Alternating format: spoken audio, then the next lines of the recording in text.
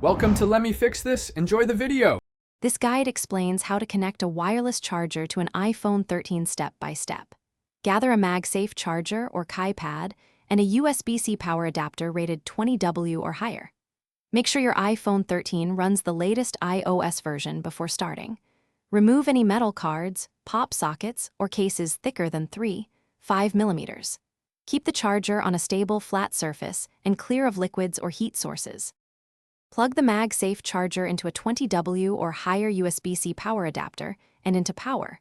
Place the iPhone 13 face down and align the charger centrally on the device back. You will feel a magnetic snap when alignment is correct and secure.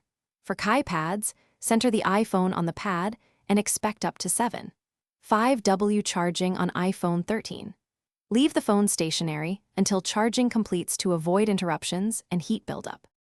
If the iPhone does not charge, remove any case and test direct contact with the phone back. Restart the iPhone and try a different 20W adapter or a known working MagSafe cable. Look for the charging icon on the lock screen to confirm current flow immediately. If the phone gets warm above 35 degrees Celsius, remove it and allow cooling before resuming charging. Use manufacturer-certified chargers and avoid metal foreign. Thanks for watching. If you found this helpful, don't forget to like and subscribe.